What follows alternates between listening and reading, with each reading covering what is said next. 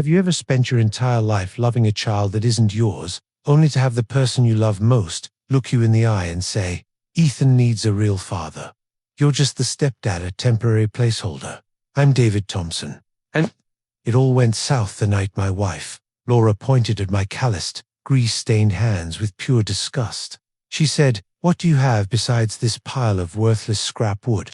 Your love doesn't pay for Ivy League tuition. David Deneve, they took him. They took my son and vanished with Mark the millionaire lawyer who abandoned them years ago.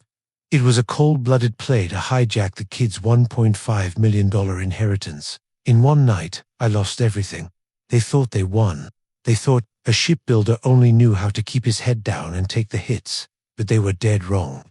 Because the thing they tossed in the trash like a piece of junk, that was actually the key to their prison cell. See, there are two things they didn't know. First, I've lost a daughter before, and I swore to her soul, no child is ever being ripped out of my arms again. Second, that wooden ship they threw away. It held the only piece of evidence I needed to blow their lies wide open. It wasn't a toy. It was a code, a nautical knot made of pebbles that Ethan secretly tucked onto the Decker, silent SOS that only I could understand. They had millions. They had power. They had a broken piece of wood, a blood oath, and a truth they thought was harmless. If you want to know how a worker used what they called trash to dismantle a terrifying conspiracy and bring a traitor to her knees in a courtroom, stick around until the very end. This story will make you believe that justice comes in the smallest forms, like a sailor's knot on a wooden deck. But before we get to the showdown in court, let me tell you how it actually started. The night Laura announced she was taking Ethan to spend Christmas with Mark, she slammed the kitchen door so hard the glasses on the shelves rattled. Her bright red fingernail was inches from my face, and her words were sharp as a razor. "If you can't handle this reality, go ahead and file for divorce." I didn't argue. Words were useless.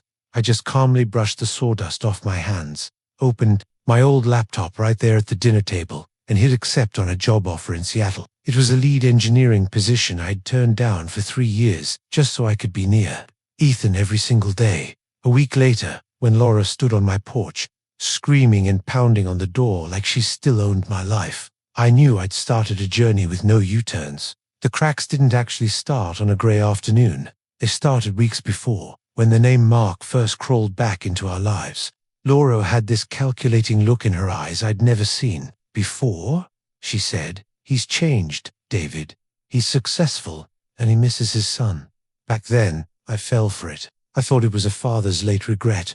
I had no clue it was the start of a ruthless heist. Everything really kicked off on a freezing, bleak Monday in Portland, Oregon. The wind was howling off the river, kicking up road salt that crusted under every car. Everyone was huddled in heavy coats, just praying for the end-of-year shift to be over. I'd just finished up at the shipyard, staying late to polish a secret Christmas gift for Ethan, a miniature shipbuilding kit in a handmade wooden box. I grabbed a 6-pack of cider and a rotisserie chicken on the way home. When I walked in, the house smelled like cedar and cloves.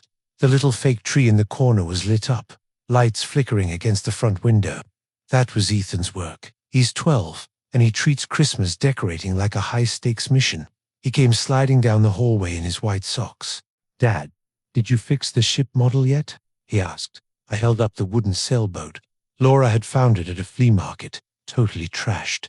I'd spent 5 nights after work sanding it, re-gluing the hull, and meticulously retying every nautical knot. "Give it a look, Isadot." Ethan pressed his hands against the reinforced mast. It didn't budge an inch. "I told Mum you'd handle it," he said, beaming. "You can fix anything, Dad." "I wish," I whispered out in the kitchen. Laura was at the stove, her back to me, stirring sauce. Her shoulders were rigid. After all these years, I knew exactly how much anger was simmering just by the height of those shoulders. "Hey," I said, putting the cider in the fridge. "I got the year-end bonus today. It's not a fortune, but it's enough for that massive Lego starship, and then some." She didn't look up. "We need to talk," she said. Those 4 words, they've never once led to anything good. "Fine," I said, my voice steadier than I expected. "This about Mark." She nodded, turning to face me. She was decked out in a designer silk blouse, her lipstick flawless, like she'd just stepped out of a high-end salon. It hit me right then. She wasn't dressing up for a quiet night in with her husband. She was dressing up for someone else. I talked to Mark. She started him. He didn't just invite us to his estate for the holidays. He offered to take on a bigger role in Ethan's life, mentoring him, driving him around, and most importantly, managing the inheritance he's getting from his grandmother. The fog cleared. This wasn't just about some old flame. It was a shakedown. The trust fund, I said. The one only Ethan can touch when he's of age, right? Laura flinched, a flicker of guilt crossing her face before she buried it under a mask of ice. Mark's a lawyer, David. He's better equipped to handle that kind of money than a blue-collar worker. She spat those last words like a slur. I looked down at my hands. Calloused, stained with grease, scarred from years of shipbuilding. These were the hands that built this home, brick by brick, beam by beam. I thought I was part of this family, I said, my voice low. I'm the one who's been here. I taught him to swim. I took him to every doctor's appointment, every soccer game. Her lips curled into a mocking sneer. You're just the step, David, a temporary placeholder. That sentence felt like old timber snapping in my chest. She told me they were leaving with Mark on the 21st. From the living room, I heard Ethan call out for me. Laura stood there, waiting for me to blow up, to beg, to do something. But I didn't even look at her. I looked toward my son, and the image of the daughter I lost years ago flashed in my mind. I made a silent vow. I am not losing another child. I walked out of that kitchen, past the smell of tomato sauce and the stack of unpaid bills, straight into the living room. Ethan had his little wooden figures lined up in front of the ship. He'd placed the father figure right at the helm. Want to catch a movie, bud? I asked. He lit up. Could we watch the black and white one with the angel? It's a Wonderful Life? I smiled. You got it? He curled up under a blanket in the crook of my arm. I stared at the screen, but my mind was miles away, thinking about every promotion I'd turned down, every late night I'd skipped, all because I thought we were building a real future together. Halfway through the movie, Ethan drifted off. I carried him to bed, tucking him in like I had 1,000 times before. Before I left, I slid his Christmas gift, the handmade shipbuilding kit, under his bed. I tucked a small note inside with a drawing of a nautical knot, our secret code for, Dad's still here. I went back downstairs, sat at the table, and pulled up that email from Seattle. Hey Mike, I typed. If that position is still open, I'd be honored to accept. The cursor flickered at the end of the line. My grandfather's voice echoed in my ear. Don't you ever let anyone treat you like you're lucky just to be in the room. I hit send. The mouse clicked. A sharp, dry sound in the dead quiet kitchen. Laura thought her game was just beginning, but she had no idea I'd just flipped the board. That night, I didn't rush to pack. I didn't leave a dramatic note. I just sat there in the silence, listening to the hum of the old fridge and the steady drip of the kitchen faucet, the small, everyday sounds of a life that had become foreign in an instant. I didn't know it yet, but that one click was the first brick in the wall that would eventually lead to Laura standing in a courtroom, face drained of color as her mountain of lies crumbled to dust. When the plane touched down in Seattle, I breathed in air I hadn't felt in years. Silence. It wasn't exactly peace. It was more like the eerie calm after a hurricane, when the sky is still heavy with rain and you're not sure if the storm is really over. Seattle was a neon blur of rushing crowds, the city that didn't know me and didn't care to. I moved into a minimalist studio the company set up, a tiny kitchen, a twin bed pushed against the wall, and a window overlooking a street full of strangers rushing under gray umbrellas. The next morning, I walked into the office and met the project manager, a guy named Grant, tall, composed, total professional. He introduced me to the crew with a simple nod. They treated me with a level of respect that felt alien after years of being gaslighted in my own home. People here only care about the work, Grant said as we looked over the blueprints. But we've got each other's backs when it counts. You're gonna fit right in. I gave a slight nod, but deep down, I felt like a ghost drifting into someone else's life. Laura's game was just getting started. But what she didn't know was, I'd just flipped the script, and my deadliest weapon was the very thing they'd tossed in the trash. On my first night in Seattle, the hollow silence drove me to a breaking point. I logged into the surveillance feed, and what I saw on that tiny screen made my blood run cold. Mark wasn't just looking at files. He was holding an international boarding school application with a red seal. The departure date, this weekend. I only had 72 hours. And when he tossed my wooden ship into the cold fireplace, I knew this wasn't just a custody battle anymore. This was a race to save a child's soul. Every sound in my Seattle apartment vanished. My heart felt like it stopped, leaving nothing but a roar in my ears and that graining image on the screen. My fingers gripped the edge of the desk so hard my knuckles went white. He walked over to the shelf and picked up the wooden model I'd spent hours meticulously rigging. He flicked the reinforced mast with a finger and smirked with pure contempt. Trash. Then, with total indifference, he let go. The ship free fell into a bin of old junk with a hollow thud that echoed through my speakers. Immediately, he turned and slid a brand new shiny iPad toward Ethan, who was standing frozen like a statue in the corner. "This is yours," Mark said, his voice sickeningly sweet. "Forget about that old piece of junk." My laptop screen shook under my trembling grip. I wasn't just being betrayed. Ethan was being subjected to a cold-blooded brainwashing. For a split second, a thought sliced through me. Maybe those luxury gifts actually make him happy.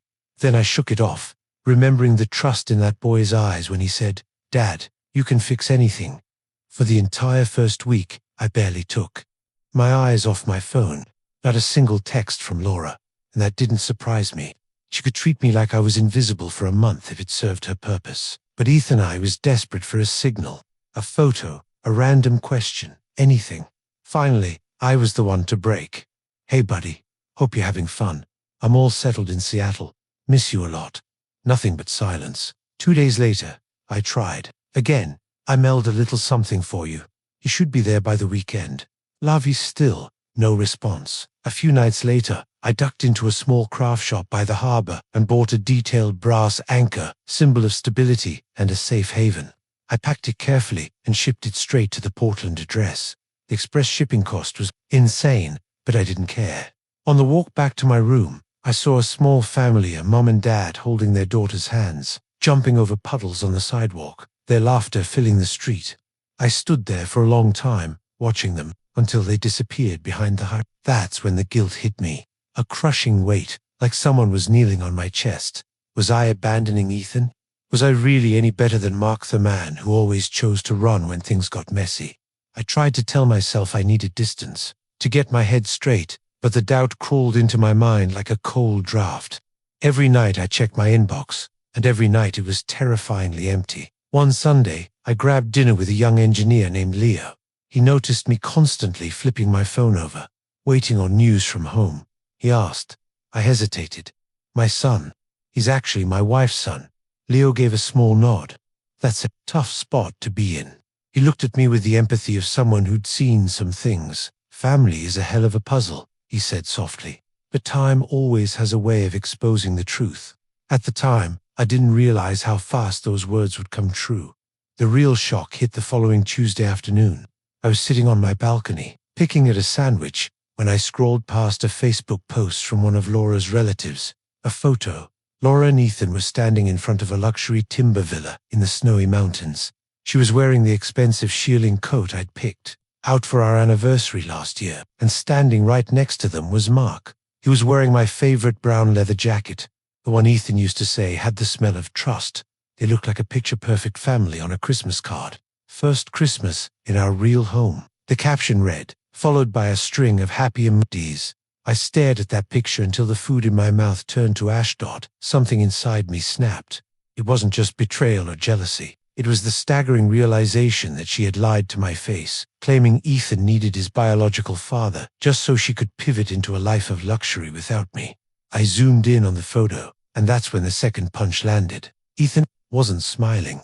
Not that real, eye-crinkling grin he always gave me when we were working in the shop.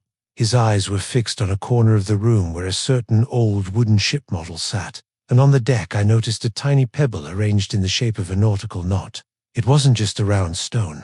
It was a flat shard, with shallow grooves carefully etched into it to form the knot marks left by a metal spoon or a fingernail, working in a desperate, frantic hurry. I could picture Ethan, under the prying eyes of Mark and Laura, waiting for his one chance, using whatever he could find to scratch out this message. My heart tightened. This wasn't just a symbol anymore. This was a verdict carved in stone, a silent source written with deliberate desperation. My heart was in my throat. The boy was using our secret code to send a silent signal for help. Right then, a new notification flashed. Laura had officially filed for divorce, claiming I'd abandoned the family. The kid looked completely lost in the photos, like a child forced to play a role in a script he hadn't memorized. I killed the phone. In the darkness of my Seattle apartment, I stared at the old photo of the daughter I lost years ago. This time, I swore to her soul, I am not losing another child. Action had to be immediate.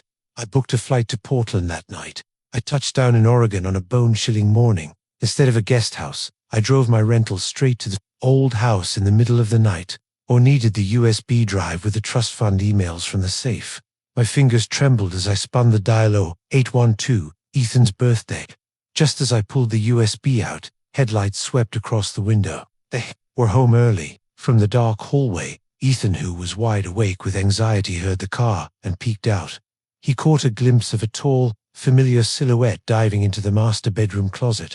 Then, the faint scent of cedarwood drifted through the closet. Slats the smell of our shipbuilding sessions, the scent he had missed desperately. Ethan's eyes lit up. Not a burglar, but Dad. I dove into the closet, the space cramped and stifling with the ghost of Laura's old perfume. My heart pounded like it wanted to rip through my ribs. They walked into the room. "But Brad keeps asking about David," Laura said, sounding annoyed. "You have to make him forget." Mark gave a low, jagged chuckle. "Simple. Tomorrow I'll get him to sign those papers I prepared. Kids are easy, throw a few expensive toys at them and they're done. But the old ladies will ... Laura said, worried. "Don't sweat it." Mark cut her off. "My lawyer will handle the legwork. All that matters is having the kid's signature and yours as the birth mother." Right then, the phone in my pocket buzzed a text from Seattle. A muffled thud echoed in the silence of the closet. What was that? Mark stopped dead. Heavy footsteps marched toward the closet. Through the narrow crack, I saw his dark shadow and smelled the heavy reek of whiskey on his breath. His hand reached for the closet doorknob. Crash. A deafening shatter erupted from the living room. "What the hell?"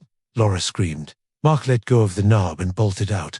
Through the crack, I caught a glimpse of Ethan standing over a pile of broken glass, his face pale but his eyes locked steady on the closet. He gave a tiny, silent thumbs up, a secret confirmation between us that everything was going to be okay. I held my breath, realizing it instantly. The kid had saved me. In that suffocating darkness, I knew I wasn't alone. My boy had become my teammate. If you're worried about whether I can get to Ethan in time, or if the truth will finally be exposed, hit that subscribe button right now and stay with me. Don't miss the moment a father uses love and memory as his ultimate weapon. Let's see this truth through to the end. When they cleared the room, I slipped out. I didn't just leave with the USB from the nightstand drawer. I grabbed Laura's old burner phone, the one she used for voice memos, and realized it was still running, capturing every single word of that conversation for the next 2 days. In Portland, I quietly finalized the file with records from banks, stores, and schools, and now, the smoking gun was firmly in my hand. I knew I wasn't back to save a hollow, rotted marriage. I was back to rescue a child who deserved the truth and to ensure his mother paid for what she'd done. I booked a round-trip ticket that same night. I touched down in Oregon on a windy, bone-chilling morning, the kind of air that bites your cheeks the second you step out of the terminal. The regional airport was quiet. Just a few families in heavy downcoats, dragging luggage through the slush. No one was waiting for me. That was fine. I wasn't ready to go public yet. I'd planned ahead and booked a small room at a veterans stop on Washington Street. It wasn't fancy, just a bed, a wooden wardrobe, and a window overlooking the parking lot, but it felt solid and real. The kind of place for someone with a serious job to do. I set my bag down and took a deep breath of the old wood and roasted coffee scent that had clung to the space since dawn. A guy with a buzz cut nodded at me in the hall.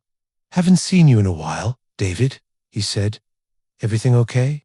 "Getting there," I replied. "Just need a few days to get things in order." He gave me the look men give each other when they know something's wrong but are polite enough not to dig. That afternoon, I drove past the old house. The driveway was empty. The Christmas wreath was still hanging on the door, but it had tilted to one side. Through the glass window, the plastic tree's lights flickered with a soulless glow. For a split second, I had to use every ounce of my willpower not to slam on the brakes, walk up those steps, and kick the door down. But no, I kept driving. I needed intel before I needed a confrontation. My first stop, the state credit union. The teller, Elena, who'd seen my face for years, looked like she'd seen a ghost. "David, I thought you'd moved to the West Coast for good, not permanently," I replied. She leaned in, her voice dropping to a conspiratorial whisper. "Your wife was in here trying to drain your joint account. But what she was really after was a way into Ethan's grandmother's trust. She made a huge scene when we told her we couldn't change the guardianship or withdraw a dime without your signature or until the kid comes of age. She demanded to see the manager, then the board. We finally had to escort her out. Figures, I said. Did she give a reason?" Elena sighed. "She claimed you abandoned the family and she needed the cash for emergency expenses. But you know the rules." I nodded. "I know." She handed me the last 3 months of activity, my transactions on one side, and a long, desperate list of her failed withdrawal attempts on the other. I scanned the file, silently thanking God I'd kept those trust fund emails. "Thanks, Elena. Take care. You too, David. You look exhausted." "I'm handling it." Next stop, the local grocery store. I wasn't hungry, but I needed to be where half the town gathers, the place where rumors grow legs and run. I slowly pushed a cart through the produce aisle, listening. People in small towns don't whisper as quietly as they think. Turns out, that David guy skipped town with some mistress in Seattle. Poor Laura, left with the kid and a mountain of debt, just like her first husband. You can never tell with some people. I rounded a corner and nearly collided with Linda, a cashier, who'd scanned my groceries 1,000 times. Her eyes went wide. "Good Lord, David." So Shay was flat out lying. She shook her head in disgust. "She's been telling everyone you took the entire year-end bonus and ran off with a girl half your age." I let out a long, jagged breath. "Not even close." She crossed her arms. "I always knew you were a decent man. She's been in here 3 times this week crying to anyone who'd listen." I finally stopped asking her how she was doing. "Thanks, Linda. She's gonna lose it when she finds out I'm back. Be careful," she warned. That night, I sat on the twin bed at the veteran stop with every receipt and piece of evidence spread out before me. Financial records, screenshots, email copies, and that divorce filing with the word abandonment staring back at me like a filthy accusation. But what hurt the most wasn't the legal paperwork. It was Ethan's drawing, a picture he'd drawn before they left for the villa, a stick figure of him and me holding hands next to a wooden ship. I always kept it in my bag. I laid it on the bed and just stared. Did he think I left because of him? Did he think I didn't want to be his dad anymore? The thought nearly choked me. The next morning I called the school. They patched me through to Miss Higgins, the counselor. "David," she gasped, sounding relieved. "I'm so glad to hear your voice. Have you talked to Ethan?" "I've called, but no one picks up." "How is he, Miss Higgins?" "He's confused. He keeps asking me where his dad went. I told him adults sometimes have complicated things to fix, but that you love him." He cried. "Divvy, he said his mum told him you chose a job in Seattle over him." My hand tightened around the receiver.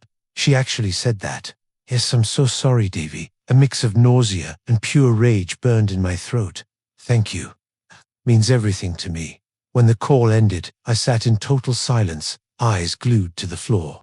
That was the moment the last shred of doubt evaporated. Any guilt I felt about leaving was gone. I didn't fail Ethan. Laura lied to him, and I wasn't going to let that stand. For the next 2 days, I went to work building the legal file. Frank, an old high school friend and a sharp attack lawyer, met me for lunch. He scanned my folder and let out a long, low whistle. "She really dug her own grave on this one," Frank said. "Trying to sell the house, filing for divorce for abandonment. Just 5 days after you left, blocking all contact with Ethan, and especially these tracks of her conspiring with Mark to alter the trust fund terms. A judge is going to hate this. So what's the move? You file a response immediately," he said, "and you show up at the hearing. Her lawyer is going to think you're still 1,000 miles away. That's your leverage. Will it be enough to protect Ethan?"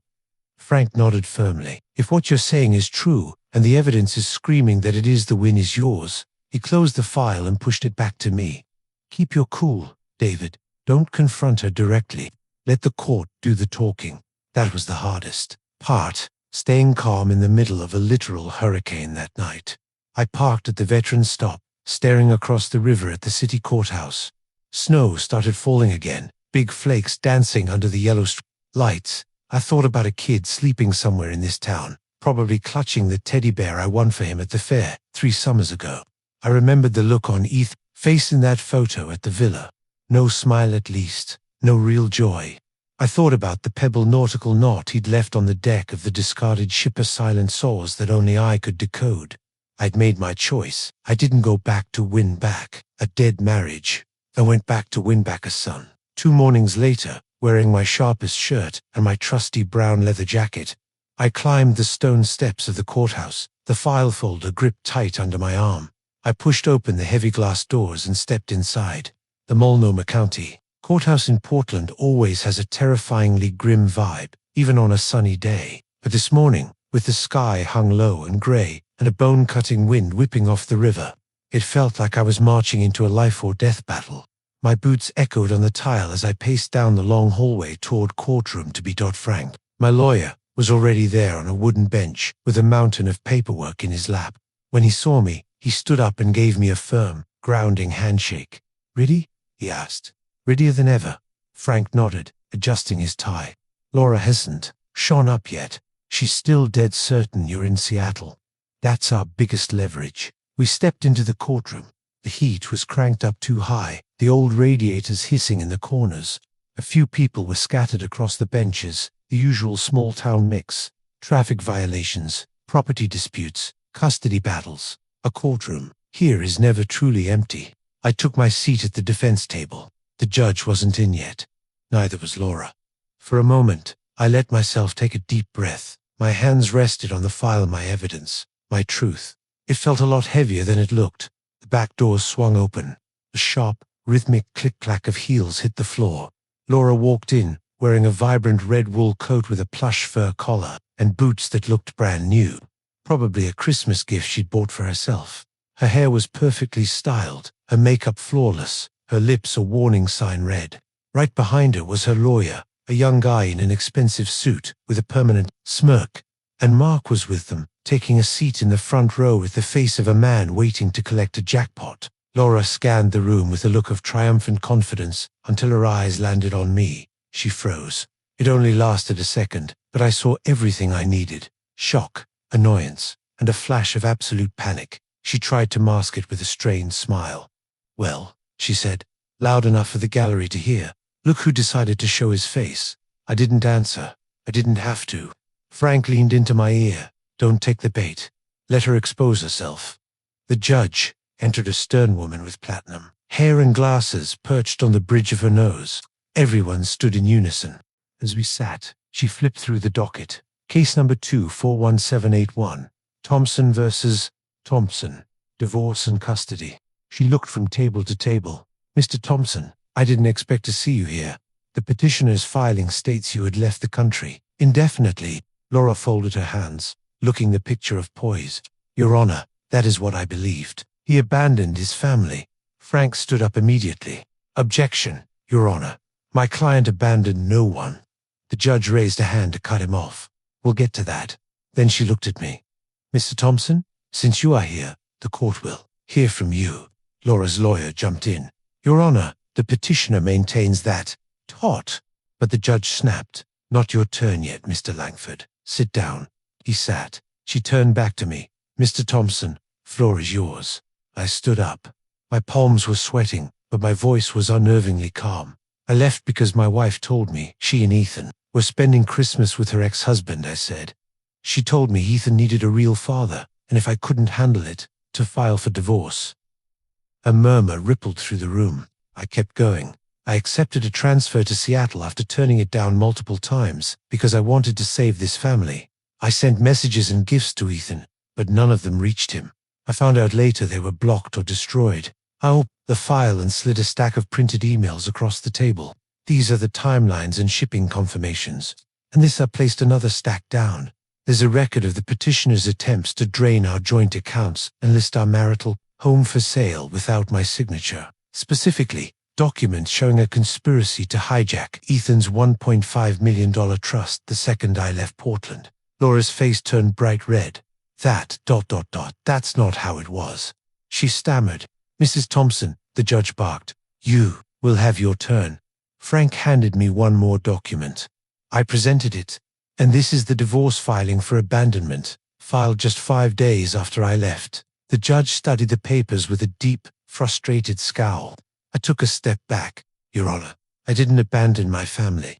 I was pushed out and then replaced so they could execute a plan to profit off a child's assets. Laura slammed her hand on the table. Oh, please, he's lying. He ran off with some woman in Seattle. Just ask anyone. The judge looked almost amused. Is that so? Before Laura's lawyer could stop her, she blurted out, yes, ask anyone at the grocery store. They all know. That was the opening Frank had been waiting for. It's funny you say that, he said, standing up. Your Honor, we request permission to play a short audio clip evidence of the petitioner's true motives and those of Mr. Mark sitting right there, recorded in their own home. Your Honor, we have a witness present. Everyone turned as Linda, the grocery store cashier, stood up, clutching her purse. The judge gave a sharp nod. Linda stepped forward, cleared her throat, and spoke clearly. Your Honor, I've known David and Laura for years. Laura told everyone in town that David ran off with a younger woman and left her with a mountain of debt. But I knew that didn't sound right. Seeing him here today proves she wasn't telling a single word of truth. A heavy silence swallowed the room. Laura's jaw tightened. What does she know? She screamed, but the damage was done. Frank moved in for the kill. Your Honor, we also asked the court to review this audio. Evidence that Mrs. Thompson and Mr. Mark here were plotting to seize the child's trust fund long before my client ever left for Seattle. As the audio played from the old burner phone, Mark turned ghostly pale, desperately avoiding everyone's gaze. The courtroom was pin-drop silent after the recording ended. Frank stood up slowly. Your Honor, we have one final, crucial witness, Ethan Thompson himself. The heavy doors opened. Ethan walked in, wearing a small suit. His hands balled into fists, but his stride steady. He didn't look at Laura. He didn't look at Mark. He looked straight at me, gave a tiny nod, and then faced the judge. Your Honor? Ethan's voice trembled, but held firm. Dad David taught me about nautical knots. He told me it's how sailors say everything is safe. When he left, I found the gift and the note he drew for me. I knew he was still thinking of me. So at the villa, I secretly arranged pebbles into a knot on the deck of my wooden ship, so Dad would know I needed him. He wiped a tear away. To me, a real family is someone who loves me, not someone who loves my money. I want to stay with Dad. Mark bolted upright, waving a piece of paper. But he signed this. He agreed to let me manage it. I asked the judge for permission to examine the document. Holding the paper up, I pointed to the signature. Your Honor, Ethan's real signature always has a tiny, discreet, at the end. It's actually a miniature nautical natter, promise between us that everything is secure. This signature, as said, my voice thick with emotion, is missing that heart. It's a forgery. This is all on you, Laura. Mark, face turning a deep, angry purple, roared across the room, pointing a shaking finger at her. You contacted me first, told me there was a multi-million-dollar score. Laura leaped up, screaming, back. You were the one drowning in debt. You needed the cash to pay off your gambling bets. They descended into a frenzied shouting match, exposing every layer of their greed and deceit right there in the well of the court. In the chaos, I looked at Ethan. He was standing by Ms. Higgins, hands gripped together, eyes red but not shedding another tear. He stared at Laura with the profound, hollow look of a child who had grown up way too fast. The judge had to hammer her gavel repeatedly to restore order. The judge looked at them with pure disgust before declaring, based on the evidence and the credible testimony of the child, the court awards primary custody to Mr. David Thompson. All transactions regarding the trust are frozen. Mrs. Thompson and Monsieur Mark are to return all unauthorized withdrawals and will be subject to a full audit. She paused, locking eyes with Laura. Sometimes, family isn't measured by blood, by the responsibility and love proven through action, Mrs. Thompson. Laura's mouth hung open, her face drained of all color. Mark stood up silently, pushed through the crowd, and vanished through the back door without a single glance behind him. The final crack of the gavel echoed. Court is adjourned. Through the noise of people shuffling out, a small voice called out, "Dad?" I turned. Ethan was at the door with the counselor. His eyes were red, but that smile was finally real. He sprinted toward me and nearly tackled me, wrapping his arms around my waist. "I knew you wouldn't leave me," he whispered. "I put the knot on the ship. I knew you'd see it." I couldn't speak. I just held him, one hand supporting the back of his head as the courtroom emptied. That hug was the moment everything truly shifted. I wasn't the guy who left anymore. I was Dad. For a week after the hearing, the house felt different, quiet in a way it never was with Laura. It wasn't empty. It was peaceful. I'd moved back, in temporarily per court order, while the guardian ad litem conducted an assessment. Ethor was with me every night, and even when he was at school, I caught myself listening for his small footsteps in the hall. He had a way of filling a house without saying a word, humming while brushing his teeth, tapping his fingers while doing homework, whispering to the wooden ship I'd fixed. The first night Ethan stayed, he crawled into my bed at 3 a.m. He didn't say a word, just wrapped his arm around mine like he was terrified I'd vanish again. "I'm still here," I whispered into the dark. He nodded against my shoulder and didn't let go. The court representative, a woman named Diana, came by Thursday afternoon. She checked the house from top to bottom, taking notes and asking questions. "Where does Ethan usually keep his projects?" "Hall closet, second shelf." "Who helps with homework?" "Me, and sometimes Miss Higgins." "When did he start calling you Dad?" "Since he was 4. Diana stopped writing and looked at me deeply. "That's important, David. More important than you think." That night, I made pan-seared steak and mashed potatoes. Simple, but Ethan's favorite. He told me about school, a friend's new dog, and the drawing he was making for Diana. "I can draw whatever I want," Ethan said. "So I'm drawing us at the Winterfest, by the popcorn machine and the ice sculptures." I swallowed hard. "That was the best night, Dad," he beamed. "Those moments made every second of the fight worth it." And then, as the week drew to a close, Laura came back. It was Monday morning. The snow had been dumping since midnight. I'd just poured a coffee when a car door slammed so hard the windows rattled. Then bam, bam, bam, bam. "Open this door right now," Laura screamed. I set my coffee down and walked to the door. The second I opened it, a blast of freezing air hit me, along with a sight I'd barely recognized. It was Laura, but not the woman from the courtroom. Her hair was matted, her expensive shearling coat was stained with slush, and her eyes were bloodshot, mascara tracking black lines down her face. She looked manic desperate. "Mark is gone!" she shrieked. He cleaned out the last of the cash and left me to face the debts and the investigation alone. She lunged toward the threshold, her voice rising to a jagged scream. "You ruined my life. You took everything. My son, my money, everything." "Laura," I said, my voice dead calm. "Legally, you have no right to be on this property." She moved to push past me, then stopped dead. Ethan was standing in the shadows of the hallway, gripping the doorframe. Her voice instantly shifted, turning into a pathetic, hollow plea. "Ethan, baby, you're my son. Come home with me. I'll change, I promise."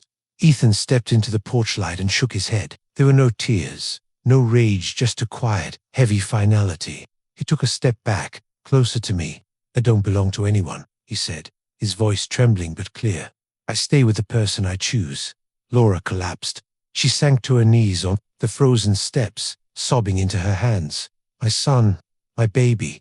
But this time, there was no one to catch her. Mark was long gone, leaving her with nothing but debt, shame, and a hole in her soul that money could never fill. She eventually stumbled away, slipping on the ice and muttering curses until she disappeared into the gray. 3 months later, the bell rang at midnight. Laura was there again in the sleet, wearing a thin jacket, her eyes raw. "Mark left me with everything. I have nowhere to go. For Ethan's sake, can you just lend me enough to start over? I'll never bother you again." She bowed her head, the first time I'd ever seen her humble. Ethan stood behind me, gripping my sleeve, watching his birth mother without saying a word. I looked over at the wooden ship on the mantel. Some knots need to be tightened, and some ties need to be cut forever so something new can grow. I looked at my hands. They weren't greasy or scarred anymore, but they weren't shaking either. I closed the door, gently but firmly. No words. Justice had been served, and its price was silence. You think I'm cold, or am I just protecting what's left? 2 hours later, an email popped up from Mark. Subject: about everything. "David, I'm done with Laura. I actually believed her when she said you'd walked out. which is why I agreed to help with the trust. I had no idea she was playing us both. After that circus in court, I realized I don't want her in my life for another second. I'm sorry for my part in this. Truth is, you're the only real father that kid has ever had. I let out a long breath. It wasn't forgiveness, and we weren't friends, but it was a truth I didn't expect to hear from a man like him. That evening, as an amber sunset bled into the living room, Ethan climbed onto the sofa with something hidden behind his back. "I made this for you," he said. I smiled. "What is it, bud?" He pulled out a small wooden figure from his old set. The father figure, but he'd repainted it a brown jacket just like mine, tiny streaks of gray in the hair.